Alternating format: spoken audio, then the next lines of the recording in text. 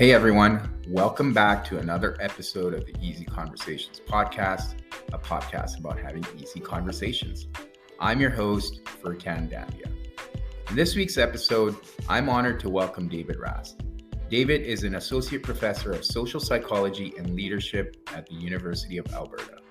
David has two primary lines of research drawing extensively on social identity and self-categorization theories and related subtheories. First, he wants to understand how leaders elicit or incite social and organizational change by going against their group's norms. Second, he is interested in understanding how leaders can bridge profound intergroup divisions to build a unified, no identity and achieve a joint goal. Other lines of research are related to these two themes, exploring the processes and implications of political identity, minority influence, deviance, intergroup cooperation, conflict, leader rhetoric, and organizational behavior. David's work is generously supported by the Social Sciences and Humanities Research Council of Canada. David completed his PhD and Master's at Claremont Graduate University. He was a Predoctoral Research Fellow for the U.S. Army Research Institute's Leader Development Research Unit at Fort Leavenworth in Kansas. Before joining the Department of Psychology at the University of Alberta in 2015, he was an assistant professor at the University of Sheffield's Institute of Work Psychology. David is the associate editor for the Journal of Applied Social Psychology and consulting editor for group processes and intergroup relations. He's appointed to the editorial boards of Self and Identity and the Journal of Theoretical Social Psychology. In 2018, David was elected a Society for Experimental Social Psychology Fellow. In this episode, David and I discuss the aspect of groupthink bias and how our choices and decisions are impacted by the groups we often associate with. We also talk about how leaders use certain messaging to influence people or perhaps even use manipulation. David and I also talk about how we can become more aware of these unconscious biases that may be at play and use critical thinking, which the COVID-19 lockdowns prevented and forced people to have strong attachments with their ideas and opinions, and also lead to this divisiveness and polarization that we are currently seeing. I hope you get a lot out of this episode, and if you could leave a 5-star review at the end, I would truly appreciate it.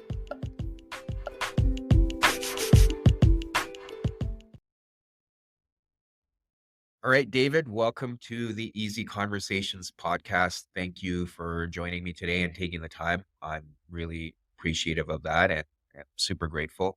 I'm also excited to have a conversation with you for various reasons. But before we get started, I wanted to give you an opportunity to introduce yourself and let the listeners know a little bit about who you are and what it is that you do. Of course, and thanks for having me on your podcast.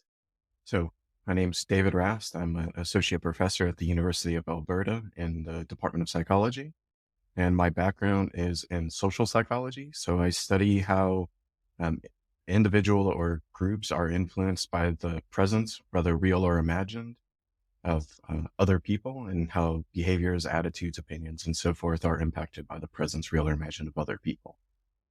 Very interesting. So, I mean, that's great. And I'm assuming you do a lot of research too, if you're a professor. What is your research primarily based on right now? But the bulk of my research is around group processes and social influence. And I focus on leaders and how leaders can influence group members to do good or bad things for groups, whether that's being more autocratic and directive or more abusive in their leadership capacity, or even reducing prejudice, stereotypes, and discrimination of the group members. So I try to look at both the good and the bad of what leaders can do and how they influence their followers. Right. And that's such an interesting topic because especially right now with some of the things we're seeing globally, one of the things I'm very intrigued by and often trying to focus on myself is the polarization we're seeing among society in various parts of the world. And there's often, the way I see it, the responsibility falls on leaders to be able to guide people and provide direction What are your thoughts around some of the challenges we're seeing? And do you tend to agree with the sentiment that there is a great Right. divisiveness or polarity within society and amongst people? Yeah, we're seeing a growing trend with particularly political, ideological divides amongst people around the world. And it's quite disheartening because oftentimes a layperson might think, yeah, leaders are responsible for this. But then when you start asking people, like, is Donald Trump responsible for some of the dislike or the disagreements that are occurring in the US, for instance, or maybe even in Canada between Right. Republicans and Democrats or liberals and conservatives, if people say no. But there's a great deal of research coming out showing that, yeah, even pretty subtle or innocuous things that Donald Trump says had quite a negative impact for uh, Democrat perceptions of Republicans or vice versa, or even liberal perceptions of conservatives in Canada Yeah, yeah, and the other way around. for sure, for sure. And I think there was a documentary that came out on Netflix a few years ago, post Trump's election win in 2016. And what I found interesting, without getting into too many details, is obviously with social media right now, it's easy for us to understand what people's likes and dislikes are. And it's often that can be used to manipulate people where, to your point, it's if it's the subtle cues, if it's the subtle words that leaders are using, or even people in general are using to appeal to people's likes and dislikes, that can influence their behavior in a certain way. What are your thoughts around that? Because I think that's kind of dangerous. And even though I'm aware of it myself, I feel like I can Right. also be subject to it, right? And you see that a lot, even with the algorithms that are on social media that keep sending you advertisements or information based on your behavior. Yeah. So a couple of things that we can unpack there. The first that interests me is people often think that they're immune to social influence attempts or persuasive appeals that are targeting them, but we're not. And we're not really good at understanding how we respond to these different things because we're not always aware that we even notice them. Right. And we're hit by thousands of advertisements and persuasive appeals every day, and we don't realize it. But I think if we just look to children, we can see just how persuasive these appeals are for us. And ask any kid around Christmas time what sort of toys they want. And somehow there seems to be an agreement that these are the desirable toys for any given year, right? And it's the advertisements that are doing that. It's not like kids just wake up and suddenly want these toys. Right. It's the advertisements, it's talking to other people, it's their own group memberships, whether it's preschool or elementary school or what have you, that are driving some of these attitudes that they have. So we are definitely more influenced and possibly persuaded by these different appeals that we see, whether consciously or unconsciously. Um, but when it comes to the language that leaders use, we're not just influenced directly by what they say. So one example of this is in some of my own research, we looked at how Trump's rhetoric and other political leader rhetoric um, impacts people's perceptions of a focal group and a message. So like Trump, say, targeting um, Muslims with a Muslim registry in the United States. And so we looked at what's the direct effect for Democrat and Republicans' attitudes toward Muslims and the Muslim registry, but also what are their attitudes for other groups of people like women, um, like atheists and so on. And what we found was that not only was there a negative impact on the focal group for like Republicans disliking Muslims more or being more supportive of a Muslim registry, but they also disliked women more. Um, they were less likely to support women's rights. They were less likely to support Black Lives Matters and so on. And so it's not just the focal group where we see this negative attention geared toward. We're seeing it across other related groups too, or other social movements as well. Right.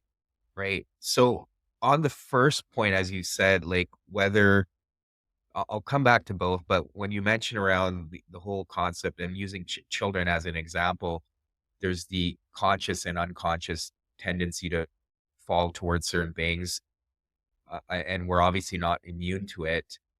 What are some things people can do to become more aware? Because obviously I don't want to say we're being programmed almost on a daily basis, but it does feel like that at times. So based on the work you do, what are some things people can do to become more aware of some of this subtle stuff that's happening under the surface? Uh, I'm not really sure if there's much people can do. There's a whole line of research looking at how to be less persuaded by things or what we call resistance. So how can you be more resistant to a persuasive appeal Yeah. or more resistant to certain kinds of social influence attempts? And it's really difficult because there are so many. So if we look just at social influence, for instance, you have different kinds of conformity. So if a group of people are just standing downtown looking up at the sky, other people are going to start looking up too. And there's not really much going on there. Like it's not harmful to do that. But when you start looking at like peer pressure, for instance, how can you be less resist or more resistant to peer pressure, less influenced by it? And some of that is just understanding that you are susceptible to peer pressure and Right. being able to recognize that there are certain people who are going to pressure you or not pressure you in your groups, um, and trying to get away from that. But I think when it comes to social influence attempts, because those tend to be quite subtle, it's really difficult for people to get away from those. But when it comes to persuasive appeals, which is usually trying to change someone's attitude about something, so to get someone to go say pro-life to pro-choice, for instance, um, it's much easier to be resistant to these sort of things because we can be more aware that they're occurring or that we know someone's trying to change our attitude about something. Um, but again, one of the first steps is just recognizing that you are susceptible to these things and Right. that people are trying to influence or persuade you and just being on the lookout for it. And if you do notice that someone is trying to persuade you, you can put up your own barriers. So counter argue mentally, maybe why, you don't agree with that person's opinion. Right. Right. And what you're alluding to in a certain capacity is also groupthink bias, right? So being aware of that in terms of even your own social circle, and some of the things that you may be gravitating towards and trying to understand why. I think there one of the things I realized during the whole pandemic was also this inability of people to utilize critical thinking, right? And I think one of the things I like to think in terms of the ability to become not only become aware of some of these influencing tactics, but also try to counter them is through critical thinking and often trying to understand why are we doing the things we do more from a behavioral aspect and often even questioning our own choices and beliefs. Just wanted to put that out there and get your thoughts on the whole notion of groupthink bias and our, I think in general, as a society, we've lost our capability to utilize critical thinking. Mhm. Yeah. And when it comes to a phenomena like groupthink, if we do have someone who's a gadfly, someone who's really going against the rest of the group, whether they agree with it or not, just someone who's standing up and pointing out flaws, it does help reduce conformity. It does help reduce some of the social pressure around what we call groupthink. And it can reduce the likelihood of a group coming to some sort of stupid decision. Yeah. Um, Unfortunately, it seems like there's not a lot of people who are willing to stand up and go against the group, Right. whether they agree with the group or not, and just say, hey, maybe this is problematic and we should take a step back and really think critically about it, or even just slow down and see if this is the right decision. Um, I've noticed over the last like maybe 8 years or so, there seems to be a lot more social pushback on, I guess, what we think of as like intellectual elitism. But at this point, it's more of like intellectual mediocrity. Right. Like just even having an original thought or being critical is sort of like frowned upon, it seems. And Right. so just people willing to stand up and have a critical thought and share that with other people, um, seems to be hit with a lot of backlash, particularly around political divides. And so if people will just, stand up, speak their mind, say what's going on. Um, Maybe we could see a reduction in conformity or the different groupthink phenomenon that you're describing. For sure. Yeah, and I mean, it takes a lot of courage to step up and speak against conventional wisdom or even question status quo because there's that risk, as you mentioned, of being ostracized or the whole notion of whistleblowing too, right? And I've seen, I mean, when I was doing my engineering, I watched this movie with Al Pacino and uh, Russell Crowe, where it was called The Whistleblower, and just Russell Crowe whistle blows and his whole life is destroyed. So even from a societal perspective, you're kind of told that, hey, if you're going to stand up and speak up against something that perhaps even goes against your own values and feels ethically wrong, you're going to have a price to pay, which makes a lot of people fearful to even speak their mind. Yep. There's a whole lot of pressure from the group to conform and fit in. And if you don't, that's one of the ways that we punish people and get them back in line. And it's quite powerful. There's some research coming out of Kip Williams' research lab at Purdue University, where he shows that being ostracized or excluded from a group has not only psychological pain associated with it, but actually physical pain, where people might report pain on par with like going to the dentist and having a root canal, Yeah, as just from being excluded from their groups. That's a difficult thing to overcome. Like that's a painful thing, and it doesn't just go away like your regular pain might. absolutely. I can see truth to that because there is significant downside to being kind of excluded for sure. And you're seeing that a little bit with the whole cancel culture, right? If you don't agree, you get canceled and then you're basically wiped out. And to your point, that can be significant, right? And I've heard stories of people that have been canceled and what they've been able to equate it to in certain instances is almost like death, right? You no longer exist, even though Mhm. you do, right? So I could see the challenge there, especially around speaking up and stating your truth. Yeah, it does seem like it would be difficult, especially with the cancel culture mentality that we're seeing right now. But I would like to see more people standing up for what's right and their own values. But, you know, I study group processes, so sometimes I get a little disheartened when I see just how difficult it is to break away from that mold and do what you believe is right. Because Yeah. I do understand the psychological and the physical pain that people go through to do that, especially if it's a really important group to them, like a family group or Right. a group that they've been in for a really long time or even a career. Yeah, yeah, and one of the things I've noticed too, working with clients as well, is they are struggling, and it's fairly consistent, struggling even to fit in with their families post-pandemic, right? I find a lot of people, whether it was pandemic related or some of the political ideologies that are coming out, not a lot of people even see eye to eye with their family members, and that's created a lot of rift and often it's impacted their relationships not only with friends and family. So I could see the impact of that too, because a lot of people carry that burden of losing close connections that they used to have. Yeah. And what I described for being excluded or ostracized from groups, you can see it if you look back at COVID too, with people being isolated, whether government mandated isolation or just like isolating themselves um, because they're single or maybe they're a part of a couple that cohabitates and they can't go out and mingle with other people. And so just being completely isolated and alone and separate from your friends and your family and your loved ones and only being able to connect virtually, if at all. Um, it's easy to see how that sort of isolation could result in feeling that psychological and that physical pain of being excluded from your groups. Even just ignoring the political divisions that you mentioned or some of the other things going on in society.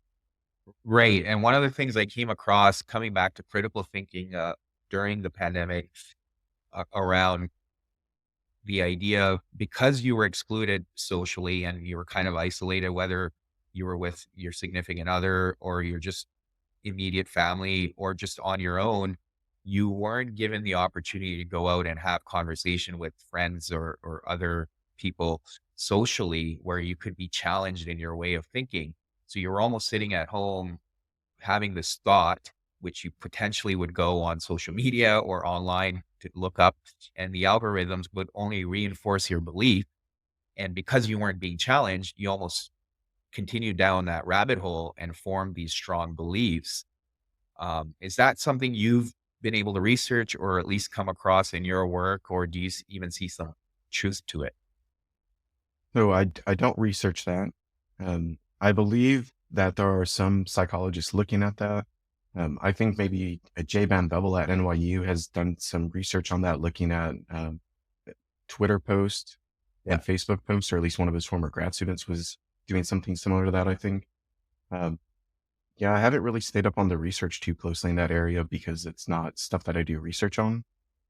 Right. And it's still a newer area. There's a ton of research coming out on COVID and the effects of COVID on individuals, on groups, and on families and stuff. And so right now we're just seeing sort of the beginning waves of that still. Right. Right. But I think even outside of COVID, with some of the ways people are nowadays validating their own thought processes, and again, if you look something up and the algorithms are just going to reinforce your way of thinking, I could see some challenges around that too, right? Yeah. And there's some research showing that the way our brain works when we see information, particularly political information, we start thinking in terms of left and right divide. So we start thinking in terms of liberal conservative divide quite quickly, and then categorizing that information as either being similar to our group's beliefs or not similar to our group's beliefs, and very quickly making snap judgments about whether or not we agree with or oppose that and like or dislike people because of their group memberships or their opinions based on what we perceive their political ideology to be. Huh. Interesting. I did want to come back to the whole idea of leadership, whether it's from a political perspective or not, and some of the influencing that happens. Just wanted to expand on that a little bit because we touched on it briefly in terms of some of the subtle cues and some of the challenges that we're seeing, and the divide, whether you're liberal or conservative, or I guess Democratic or Republican. There's so what what I struggle with is the extreme aspect of it, right? And s- I believe the truth is always somewhere down the middle. And I think that's kind of how we need to approach things. But what are your thoughts around that? And why is there such a push on the extremes where people don't seem to find any mutual agreement, or any areas to be able to say, yeah, I could see some overlap and come to some sort of agreement. So there's a phenomenon in group processes and intergroup relations research that's been studied for a really long time, and it's called in-group favoritism. And so when we are part of a group and we perceive ourselves as being in that group, we tend to favor our own group. Mm. But we not only favor our own group, we also try to differentiate our group from another group. And so we try to maximize the similarity within our own group, or the perceived similarity within our own group. So we think everyone in our group is really similar to us, Right. or we're really similar to everyone in the group. But when it comes to what we call the out group, the other group, we view them as being vastly different from us. Mm. And so we try to maximize our differences from that other group while minimizing differences within our own group. And this can lead to some of the polarization that you're describing, sort of going to the extreme, thinking of the other group as being extremely different from us. Um, and what we see, or at least sort of anecdotally, what I see going on with political groups, not just in the US and Canada, but around the world, are the groups that seem to be on the left and the right are really pushing those differences as much as possible. Right. So they want to position one group as being as different as possible, or the leader from the other group as being as different as possible, as extreme as possible, so that they're not supported by the moderates in the middle. Huh. Because those are the people who really decide who wins or loses the election. There's Right. not a lot of people on the extremes, on the fringes. It's the people in the middle who are dictating the outcomes of the elections, more often than not.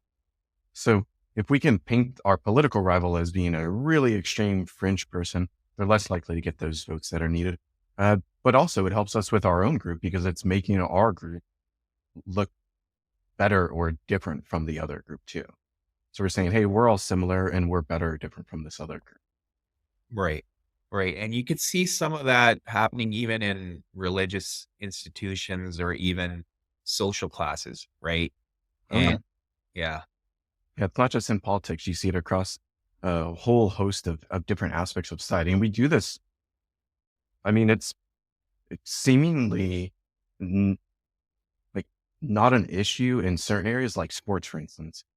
Like you're in Calgary, I'm in Edmonton. And last year we had the battle for Alberta Yeah. in the playoffs. And it was a big deal for us in the province. And it was sort of goofed on by the local media and stuff. And even I was interviewed by people around Canada for the Battle of Alberta. And it was kind of a joke. Like these two teams are going at it. They really dislike each other and stuff. And it was a friendly competition, a friendly battle for Alberta. But it's not really within the province. Like this joke is taken seriously too. Like whoever wins is like the leader of Alberta. Yeah. We're the better group. And Calgary and Edmonton already have that weird divide going on of like which one's better, which one brings in more money and stuff. Um, so even if you look at something like sports groups where you see these rivalries and you don't think they're a big deal, they're actually still producing intergroup conflict and intergroup disagreement where you are seeing groups maximizing differences between themselves. And it's leading to other negative consequences like willingness to avoid people from that other group Right. or more conflict or more disagreement, things like that. Yeah. It's Less interesting willing to cooperate. for sure. And it's interesting you mentioned that because, we talked about children earlier, and it's funny. My son's an Edmonton Oilers fan.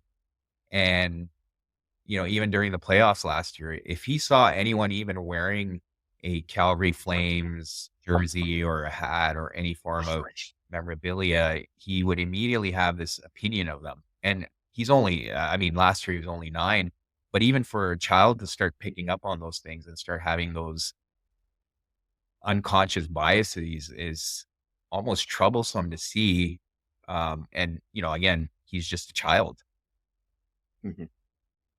Yeah, I'm from Chicago and we have the Cubs and the Sox, the White Sox, and it's a big rivalry for us in baseball.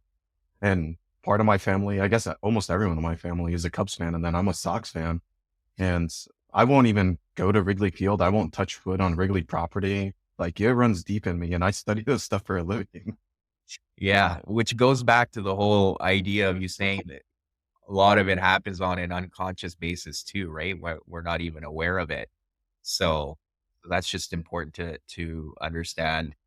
Um, there was another thing you mentioned that people try to almost convince themselves that they're not susceptible to these things, and often I believe that's a delusion because like we said, it can happen on an unconscious basis, but there's often from a behavioral aspect, there is that reinforcement that happens too, right? Whether it's being included in a group or feeling like you're part of a community. And as social beings, we have this desire for connection. Do you feel that a lot of that plays in as well from almost a primal aspect that often can be used to manipulate individuals as well? Yeah, it definitely can. I'm not too familiar with a lot of the evolutionary perspectives in psychology. They tend to come down to just men wanting to mate and procreate as much as possible, and women wanting like stability and a single mate. Um, so I tend to stay away from it because I don't like those sort of explanations. Right. But there's definitely a more primal, innate, instinctual part of humans to coalesce with other people, Right. whether it's in small groups or in large groups. And yeah, we definitely do it for survival reasons, but also like we need other people to survive. We're not capable of doing it on our own. We Absolutely. didn't we didn't evolve in a way where we can just be on our own, like a badger or something running around in the wild. Yeah.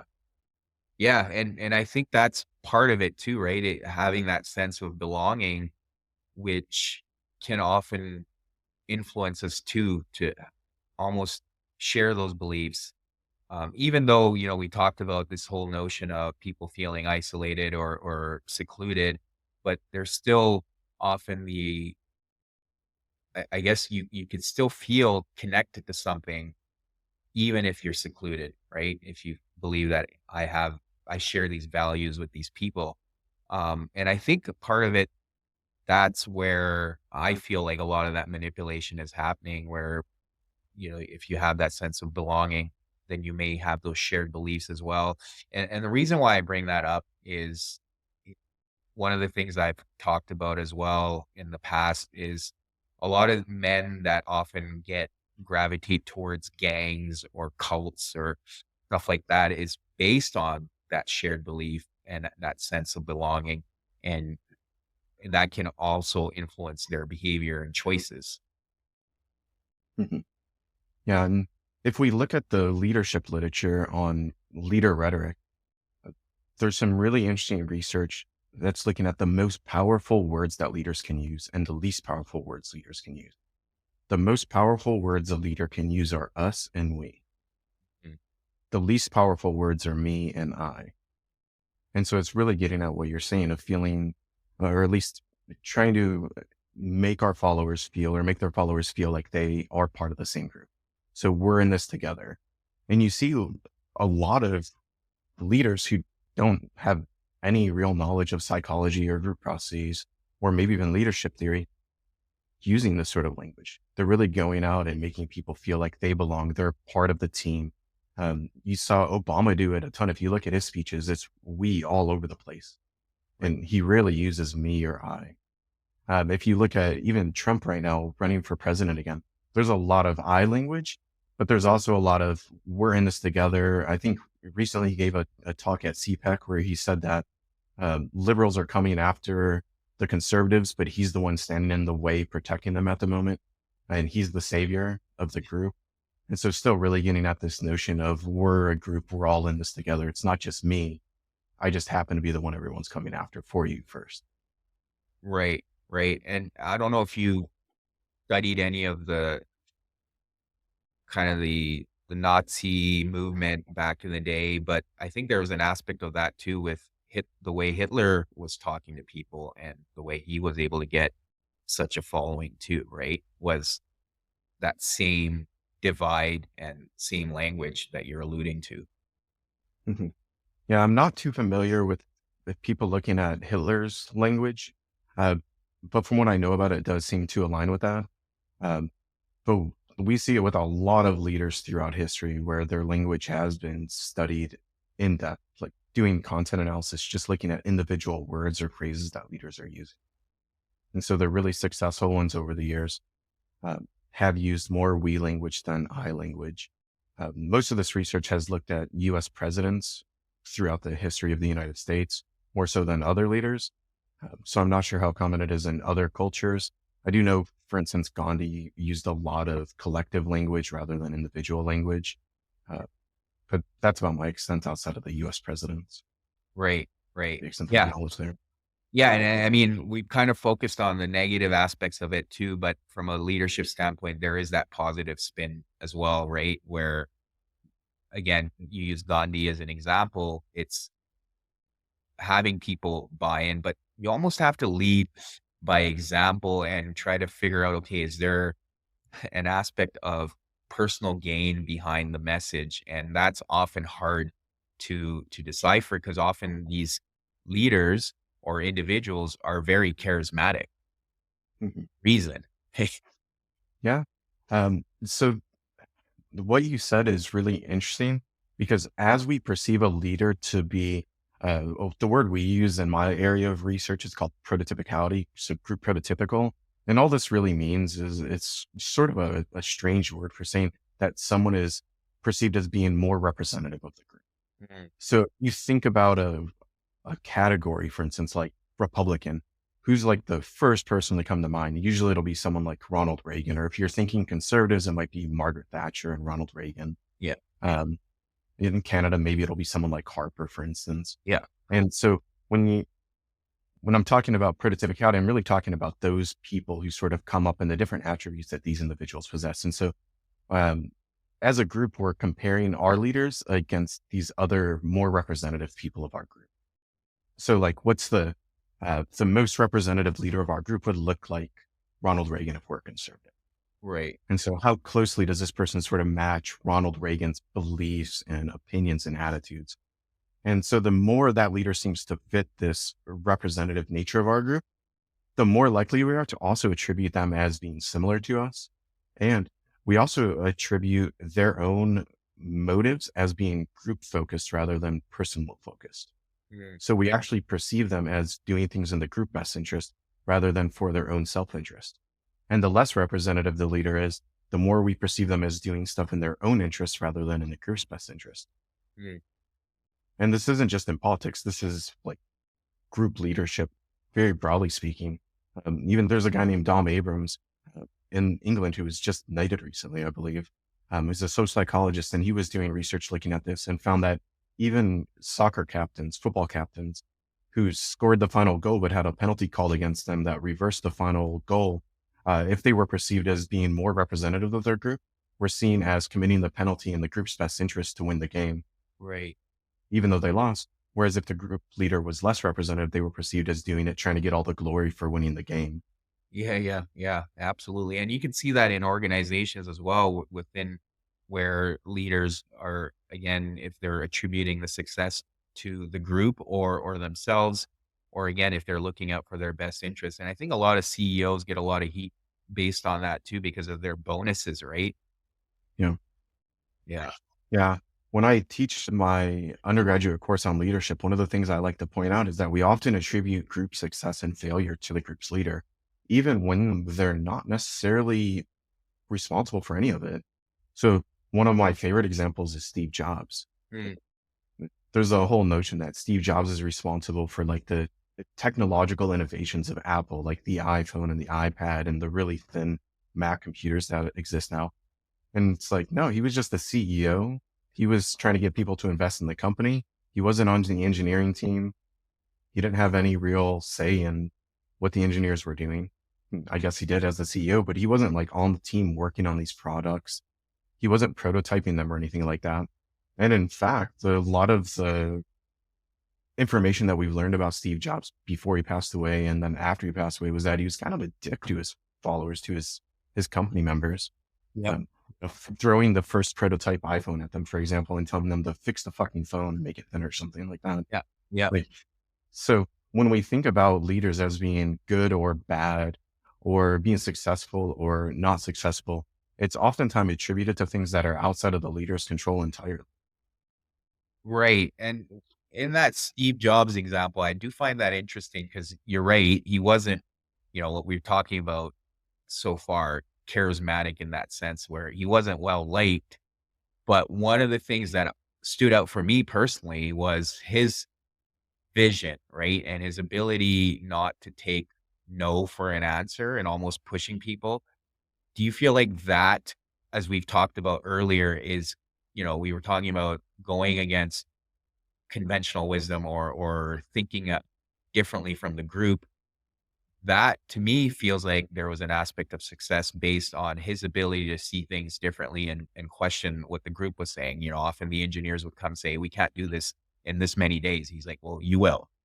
Right. Yeah. So Yeah. So what you're getting at is what we think of as organizational change and innovation. And so these are sort of two sides of the same coin. And one of the things that we study in my lab is group and social and organizational change. And there's a ton of research looking at organizational change. And there doesn't really seem to be any real rhyme or reason for why it works or doesn't work at times, if we look at the broad literature on it. And so in my lab, one of my students is looking at how can leaders use their rhetoric and different things in the social context or the environmental context to facilitate successful organizational change. mm-hmm. And once that change occurs, how do we keep it? Right. And then how do we innovate on that change in the future? And I don't think there's yet like a clear answer on how we go about doing this. So one of the things we're looking at in my lab is how leaders can use group oriented language to facilitate social and organizational change. So, for instance, when we see a leader or a new leader is promoted into a leadership position, they will often come in and say that a whole lot of change needs to occur. And we see this particularly in the organizational domains. Yeah. And the very first response we see from people is resistance to change. Mm-hmm. Humans are naturally resistant to change. We like stability. We like reliability and consistency. We don't want change. So oftentimes leaders will come in, promote this ridiculous, absurd, really big change. It might happen for a little bit and then it goes away. The leader's out. Another leader comes in, does the same thing. So what my grad student is looking at is how can leaders use group-oriented rhetoric to try to promote the group's identity moving forward so it appears consistent while still changing what needs to be changed in the group to move forward. So trying to keep as much consistency as possible with this is who we are, this is who we've always been, but here are the changes we're going to make moving forward. And it's still consistent with who we've always been. Right. I think a political example is probably easier to understand. So there's most countries, you see a pro-choice, pro-life sort of divide between the left and the right. Yep. So as a new political leader, you can't come in as a liberal and say, we're pro-life and we're not pro-choice any longer. Right. Most left-leaning groups are never going to accept that sort of change. So instead, they have to come in and make changes that are more consistent with the group. So we're going to stay pro-choice, but we're also going to recognize that there's these other things going on. And we're going to incorporate that as part of our group identity moving forward. And that's, so far, according to the research, it seems to be a way to elicit group change over a longer term period of time.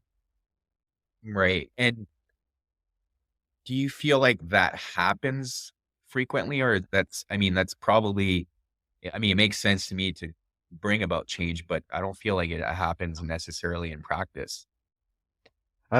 So it does. And oftentimes when it does, it's also including nostalgia with it. Although right now that's something that my student is looking at as well. And so, for instance, Donald Trump, Make America Great Again, is doing something that I just described. So he's using nostalgia to try to say, here's what the group is. Here's what our identity is. We need to bring the group back in line with this former identity that made us so great in the past. Right. And while doing so, ignoring all the larger issues with what that means of like whitewashing culture or ignoring people from other nationalities or races or social economic status or what have you. And so oftentimes leaders do this, but it's quite simplified. And again, we don't always notice when they're doing it. Interesting. And along the same lines around nostalgia and assuming there's an aspect of beliefs there that are taking place, like are you able to perhaps explain how those belief systems then impact people's behaviors? The belief systems about their groups or just politics in general? Well, I think in general, like, I feel like, if you have a certain set of beliefs, then you start behaving in that sense, right? Oh, absolutely. So, from my area of scientific training and what I do research on everything, it's all about group memberships. And so the crux of everything that I do in my professional life is with the assumption that people belong to groups, at least one group, but humans belong to tons of groups usually. Right. And we vary on a continuum, or at least our group memberships vary on a continuum of how strongly or weakly do we identify with these groups. So how important or unimportant are these different groups to us? Right. And if I was to ask a question to you or anyone listening to the podcast of who are you? Like just take out a sheet of paper and just make a list of who are you? Yeah. The first couple of things that we see people list are group memberships. So people tend to write things like their gender category. So male, female, man, woman right away, or they'll write ethnicity, nation of origin things right away, or even career, profession. So student, professor, engineer, counselor, that sort of stuff. And it's not until they get down to the fifth or sixth item on the list, or maybe even beyond that, where they start writing what people would traditionally think of as a personality difference. So I'm introverted, extroverted, and so on. Right. So it's a lot of the group memberships that come first. And then we start thinking about ourselves as a unique individual after that.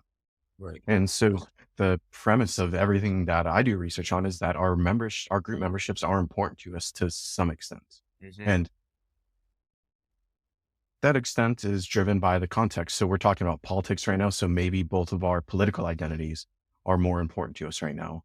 Or let's say you were to walk into a room full of women, maybe your gender or sex identity would be salient to you. Versus walking into a room full of men, maybe some other identity would be salient to you at that time. Right. So just for me, that's the premise of everything that I do professionally and all the research I do and everything I write about. So when I think about political groups are usually quite important to people. And given their salience, they're everywhere. Right. Like you can't look at the news without seeing something about politics, especially over the last decade or so, maybe even longer than that. And it's not just US or Canadian politics, but from all over the world, we're just being attacked with what's happening on the left and right in any country. Right. And so whatever is salient to us in terms of group memberships, and those group memberships are important to us, then they start driving our behavior. So we're categorizing ourselves as being left leaning or right leaning. And then this is driving the way that we're interacting with people. We're right away starting to categorize other people as, are they part of our same group? So are they left or right? And if they're part of the same group, we treat them more positively. We like them more. We view them as similar to us. We view them as more socially attractive and so on. And if they're different from us, we right away don't like them. And we think that they're less than us or worse than us or different than us. We view them as dissimilar to us. We don't want to interact with them. We might even actively avoid them. Yeah. And so these group memberships run deep in us. And I mentioned earlier that there's some neurological research looking at the political brain and like the left and the right. And so our group memberships aren't just based on these political ideologies, it's group memberships in general. So our brain is sort of divided in this in-group, out-group sort of divide. We're right away classifying people as, are they similar to us or different from us? And then that's driving not only our behavior with that individual, but also our behavior in the broader sense of just interacting with people or how we present ourselves. So like even right now, like you're wearing a baseball cap demonstrating your group membership for whatever the baseball team is, right? Yeah. Like you're showing people that you're a part of that fan group. We talked earlier about, I live in Edmonton, you live in Calgary. So again, group memberships right away, and Right. Flames, Oilers. So a lot of the conversations that we have or the way that we present ourselves to other people is based on our group memberships. Absolutely. Signaling whether we're part of someone's in-group or out-group. Yeah. Yeah. And I mean, to your point, it's very salient, and a lot of it is often even happens on the visible memberships, right? It's like, to your point, my baseball hat, or even like my skin color, right? If someone were to see me and they'd be like, immediately make an assumption that, oh, this guy has this ethnic background, I might share something with them and then behave a certain way. And I find that's often very superficial because, to your point, if we share political views with someone, we may treat them preferentially and then later find out that that person's not even a good person, or just a complete jerk. And we really don't have much in common with them other than potentially our political views. Mm-hmm. Yeah. And one phenomenon in social psychology is called the fundamental attribution error. Yeah. Where we tend to overemphasize individual differences and minimize contextual differences. And oftentimes group memberships will fall into that contextual difference part too. So if we see someone and we don't like them, we might minimize personal differences if they're part of the same in-group as us. Right. So that we can still view them positively, where if they're an out-group member, we might actually overemphasize group membership things and think, oh, it's because they're a part of that group. And we'll minimize the individual difference part there too. Right. Right. It's sort of a reverse attribution error that can be going on for people, depending on if we're thinking about them as exemplars of the group or not. Yeah. Yeah. And another thing I've been trying to put a lot of thought into is often our behaviors also determine where we're focusing our attention. And I haven't been able to properly formulate all that, but I wanted to get your thoughts in terms of, if we're behaving a certain way, then we're also focusing on certain things that could be misleading or not appropriate, and how to become more conscious of that. Yeah, I think humans are really bad at that in general. Yeah. So one of the coolest things about human behavior to me is that it's hard to predict what people are going to do. Mm-hmm. And in fact, it's so difficult to predict that we have something in psychology called the attitude behavior inconsistency. Mm-hmm. So just because someone reports a set of attitudes doesn't necessarily mean that their behaviors align with those attitudes. Right. And there are different ways that we can try to figure out what and predict people's behaviors based on attitudes, but it's quite difficult to do because people aren't necessarily aware of what their attitudes are. And oftentimes we'll make inferences about our own attitudes or other people's attitudes based on their behaviors. Right. Right. And again, those attitudes and behaviors might be and can be inconsistent with what's actually going on. Mhm, mhm. And I find like that that's an interesting phenomenon, especially when people are doing like personality tests too, right? Like they may respond based on how they want to be, but not how they actually are. Or to your point, in terms of even the attitude, it's like, okay, well, this is an attitude that might be favorable, so it's something I'm going to adopt. But then the behavior may not be consistent with that attitude. Yeah. One of my friends and colleagues, his name is Justin Hackett. He's a professor in the United States. And he did some research and he found a phenomenon that he called the diversity paradox. Mm, And he found that in doing research on a group of more liberal individuals, that they reported a really valuing diversity. And that's kind of normal. Like it's intuitive. We expect that given what we know about liberals and conservatives. Um, but the reason he called it the diversity paradox is in his research, he found that people who perceive themselves or reported as being more supportive of diversity and finding diversity to be more important and valuing diversity, they actually surrounded themselves with homogenous groups of people. yeah. So they only wanted to be around like-minded others, and they didn't really seem to want diverse groups around them or that diversity in their own groups or close proximity to them. And I think this is sort of getting at what you're talking about of uh, this inconsistent behavior and stuff. And I don't think people are always aware of it because even if people are reporting it, we like diversity, we value diversity, we want more diversity, but then they're going out of their way to surround themselves with only like-minded others. Right. Or even what you mentioned earlier about like people going online and algorithms presenting them with information that's consistent with their own attitudes and beliefs. Uh, so people don't really get to see the other side, the other attitudes, the things that are discrepant with their own beliefs and values. Or if they do, they're just ignoring it and going right back to the homogenous groups. Absolutely. Yeah, yeah. I mean, that's an issue in general, right? And I guess one of the things is just at least what I try to remind myself, and it's tough, is that I don't know everything. I don't have all the answers and just being open to different perspectives. And again, a lot of it happens on an unconscious basis that my biases are always kicking in and I'm most often than not even aware that that's happening, right? And it's such a battle every day, especially in today's world where we're just constantly inundated with information and just things being thrown at us. Oh yeah. And if you ever want to have a little bit more insight into that, you can look up something called the implicit association test, IET, developed by some researchers at Harvard. And they post all different kinds of implicit associations that you can test for yourself to see where your unconscious biases might exist and impact your decision making in the future.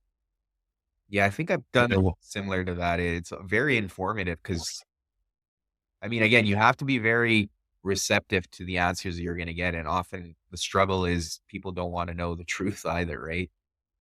yes. And if I teach a social psych class for undergrads, I'll make my students as an assignment do an implicit association test, but I tell them they can only do it on age or weight. Mm, And so there's a lot of research looking at people's own biases against age and weight. And so even overweight people, for instance, tend to um, be biased towards skinnier people, and skinnier people tend to be biased towards skinnier people. And younger people are valued by societies, at least in Western cultures. And so we do tend to see a preference, consciously and unconsciously, for younger people over older people. right. And so even there, where I'm picking two IETs where there's a lot of research and also just explicit discrimination toward people who are overweight or elderly people, I still have students arguing about how, no, the test is wrong. They don't really value younger people over older people or skinnier people over heavier people and so on.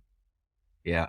Yeah, no, I had to do one for cultural aspects because of a class I was doing, and as a therapist or at least training to become one, it's important to have awareness because that can be huge, especially when you're working with clients and your biases are impacting your ability to support them and kind of use different interventions when you're working with them, especially if it's cultural aspects and how those can impact your ability to show up. But yeah, and I think having just tunnel vision or putting on blinders to your own biases can definitely negatively impact you and let those biases creep in even more just by being dishonest with yourself or being less self-aware. So it's like, for what you said, for instance, like it doesn't make you racist or sexist if some of those biases creep in. It's just they're unconscious biases that you may or may not know that you have, and you may not even be aware that they're impacting your behaviors or your thoughts Absolutely. as you're working with a client. And so just being aware of those things and being able to offset them as best you can. It's not making you a good person or a bad person to have these biases. And I think a lot of people do start attaching like stigma or judgment to different biases that they hold. And that's, again, one of the things I really like about psychology and social psychology is that just because people hold an attitude or a bias, for instance, it doesn't mean it's going to impact their behavior. Mhm. So if you score really high on uh, some part of the IET, like the ones that I mentioned, like let's say you score really biased toward overweight people, Mhm. it doesn't mean you dislike overweight people or anything. It's just saying that there's this unconscious bias that you might have. And so think about maybe how you can offset it. So Right. it's not a good or a bad thing. It's just how to use it. It doesn't mean you've gone through your whole life mistreating people who are heavier. Absolutely. Absolutely. And I think another thing to be mindful of is like it's okay to change your opinions and beliefs and there's nothing wrong with that. I think a lot of people struggle with that because they try to get fixated to their beliefs and then try to compensate for that because of how it may come across. But I think it's almost a sign of courage and vulnerability to be able to be open about change and then respectfully share that. Yep. Um, And where you there's a concept in social psychology that gets talked about a lot and it's usually misused, and that's cognitive dissonance. yeah. And one of the interesting things with cognitive dissonance is it's once you've engaged in a behavior and you have to reconcile that behavior with your own personal attitudes or beliefs, you can't really change the behavior because you've already engaged in it. So you have to go back and like post hoc change your attitude so that can be more consistent with your behavior. And it seems like people might be doing that in some cases, particularly when they are inundated with lots of information. Well, I must be, a really staunch conservative if all these ads are showing up and that's all I'm seeing are these conservative ads, or the other side, like I'm Yeah. really liberal because I'm only seeing these liberal ads. Right. So it just really gets you ingrained in that group membership and those attitudes that you think that group membership has. Right. And then I guess alternatively, it's being able to question those attitudes and then adjust your behavior accordingly, right? If you don't align with those attitudes. Presumably, but again, people are very good at doing that. Yeah. Fair enough. Fair enough. Well, David, I'm being mindful of time here. I do want to thank you again for coming on here and sharing a lot of the stuff you did share and some of the research you've been able to come across. Uh, One of the things I've gathered from this conversation is that there's so much going on below the surface that we're not even aware of. And it's given me a lot to think about and a lot I've taken from this conversation that I will need to reflect on. But is there anything else you would like to add that perhaps we didn't cover and that could be helpful for myself or even people that are listening? No, nothing really comes to mind. Just try to keep an open mind and look stuff up, especially other perspectives if you can. Yeah, yeah, and looking stuff up is like we've covered can be risky too, right? Depending on how technology is Oh, yeah. structured nowadays. Oh, yeah. When I say look stuff up, I mean, look up the scientific literature, I know scientists get a bad rap at times, but really we just follow the data. We don't care if it's supportive of what we believe or don't believe. I've published stuff that can be interpreted as being more supportive of the left or the right. I've got a paper showing that at some point the left comes full circle to the right and vice versa. Like, we just follow the data and we try to tell the truth based on what the data tell us. And we don't care if it's supportive or not supportive of our own personal beliefs or other people's.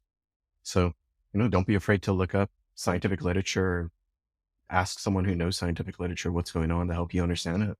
Well, yeah, and I'll be doing an episode on psychometrics, so hopefully people can look at how to even evaluate data. So that'll be coming out soon as well. So, but I Well, appreciate yeah, you hearing that. I do give data literacy is very important. yes, and that's an area that I don't think a lot of people understand fully, and often even the way that data can be manipulated into conforming with someone's beliefs. Yeah, if you have enough data, you can pretty much show anyone anything you want to show them. Yeah.